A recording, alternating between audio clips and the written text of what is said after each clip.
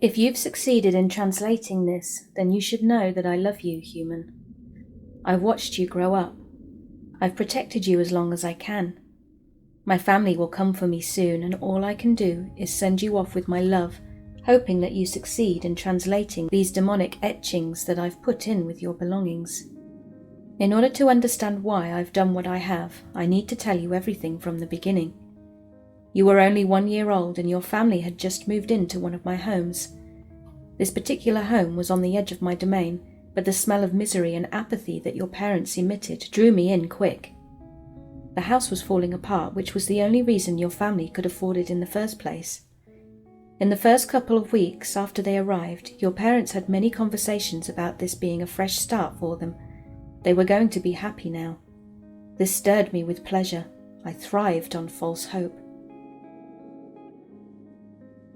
I didn't have to do much to drive your parents apart. They did most of the heavy lifting themselves. He was lazy and she was never satisfied with anything. When your father finally snapped and hit your mother that first time, it was all downhill. I could sit back and watch the chaos take form before my eyes. I had been so caught up with my work I had hardly paid any attention to you at all.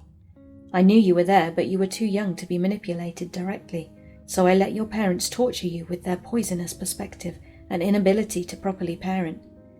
Once the chaos had taken on a life of its own, and I was basking in the fruits of my work, I noticed you. Truly noticed you. Something about you pulled me in like gravity. It was a late night in 1981, and through the pitch black of your room I could see you, sitting up in your crib, looking directly at me. Humans never perceive my kind unless we will it, and we seldom do. I was unnerved, a feeling I hadn't experienced in centuries, if not longer. Formless, I stayed in place, looking into your eyes that never failed to meet my own. For the first time in several hundred years, I willed my physical form into your nursery. Your parents had been arguing in the next room, but I was no longer paying them any mind. Through the stench of sulphur and other elements not of your world, you maintained eye contact with me, still, without hesitation. I knelt at the side of your crib, mere inches from your small, soft, fragile body, a sweet girl with blonde hair and bright blue eyes. In that moment I could see that of all the terrible traits that consumed both your parents, none had made their way to you. You were perfect. I had become too distracted. The door to your room swung open and a scream let out. I disappeared, but it was too late. Your mother ran into your room and grabbed you, rushing you outside and yelling at your father all the while to start the car before driving away from my domain.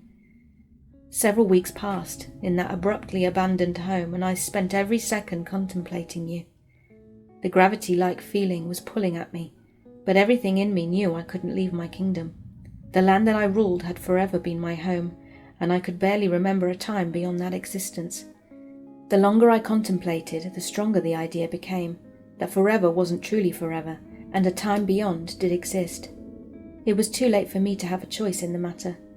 Our bond had already rooted itself deep in me, causing thoughts and memories to flourish that I hadn't had access to in generations past. Leaving my domain meant entering another's. My kind are ferocious and vigilant when it comes to territory. Our borders are sacred, and none dare cross into another's, until me. I left my home and let our connection guide me to you, careful to avoid any areas that smelt of my kin. Finally I found you just a few cities over. Your mother had moved in with her sister, a stripper who had been able to afford a 2-bedroom apartment, letting your entire family move into the second room. I felt panic, another sensation that was nearly foreign to me.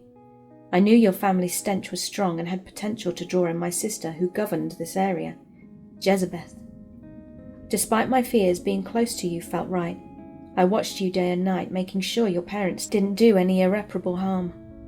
My first week living away from my domain had been difficult, but during the long nights when your parents rested, I would take physical form and kneel down next to you. I'll never forget the night that you awoke to my presence, looking up at me with a smile before reaching out to touch my charred flesh. Another strange sensation, something contrary to everything that comprised my being, washed over me like cold water. Happiness. A year passed by and your parents found another place to stay, an apartment not far from your aunt's. Only a couple days passed in that place before the rampant abuse picked back up between your mother and father. Your aunt's presence had forced him to behave the year prior, but his rage had only built since then. Your mother had become a regular victim of his attacks now. Nights of screaming, broken dishes and blood had become regular. When you were alone, I sheltered you from their behavior. I'd carry you around your bedroom humming an ancient melody from my time as a mortal. I knew your father's childish tantrums were going to affect you. I couldn't always safely intervene. That was when I started to feed him blood-filled nightmares. I would dredge up memories of his father's abuse in hopes that it would remind him of how he felt as a boy, watching on helplessly. I failed. He began to feel even less in control of his life, and he beat your mother harder than ever before. This work was still new to me, trying to bring good out of people and protecting innocence. I'm not sure I ever would have been good at it, so I did the only thing I knew how to do. I had your father to myself that night. Your mother was at work, as she had entrusted him only a couple nights a week with your care. He was watching TV, drunk and smelling like old beer. He waited for your mother's arrival home, leaving you to wander around the house, having just learned to walk. After disabling the television and watching him smack at it in frustration, I manifested in the room behind him. He could see my form in the television's glossy reflection. I whispered to him in a language he would never comprehend, a language meant for the manipulation of human minds. I told him to rise and face me. He stood slowly from the couch, walking behind it and standing a few feet away with a look of complete feeble horror. I stared into his eyes for a few moments, taking in the brief measure of his existence, summed up quickly by the puddle of piss that spilt out onto the floor. I freed him from my control. He was disorientated as his muscle memory slowly returned to him. You were standing innocently in the kitchen, playing with a cupboard, when you let the door make a smack sound as it slid from your grasp. The sound shook him awake from the grip of fear, causing him to turn and run frantically out of the apartment. I picked you up and we watched him from the window as he sprinted down the street, not making a sound, too afraid to call out into the night. The next 14 years went by in a much more peaceful manner. Your mother and you butted heads as you grew into a woman, but nothing out of the ordinary for human existence. That is to say, until 2 days ago. Maybe I grew too comfortable with the calming lull of your presence. I'd taken to watching you from the shadows again as you grew into full cognition. I feared what my visage might invoke from you if I were to manifest as I did when you were young. You had begun to ask your mother more frequently about your father. She said you were better off not knowing, and that he left you when you were very young. The answer wasn't sufficient and sent you into a rage. It didn't take you long to find out who he was. You pried the information from your aunt, who still lived only a couple of blocks away, and tracked down where he was staying. The poorly aging man that you confronted in the doorway of that halfway house was less than a satisfying answer to your inquiry.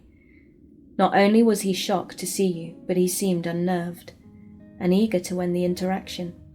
The spark of loathing and pain that emitted from you as you began walking back to your mother's apartment was immense. A scent that only my kind crave. I felt it then, the flap of flesh-ridden wings. My sister had awoken to the smell. Jezebeth had taken to the skies once more. I felt it as you entered her sight, and so too did I. I've never fought my kind. The centuries that made up my existence were laden with comforts befitting demonic royalty, which meant never having competition. I prepared for combat as she swept down from the dark sky. Her teeth are renowned for their powerful bite, and her wings for their speed. The battle was not quick. She tore and thrashed with all her might as our confrontation clashed through the walls of your reality, your population none the wiser. I found in the moments of clawing and punching that I wasn't simply fighting for some unending hunger anymore. I had real purpose now.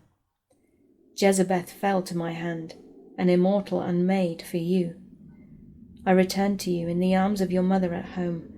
I felt the peace of understanding in the air around the two of you. However, it wasn't going to be a lasting peace. With the death of demon royalty beckoned an insurgence of surrounding demons to fight for territory. Those demons will also hunt for the blood of the slayer. They will follow my scent directly to you, and I cannot have that.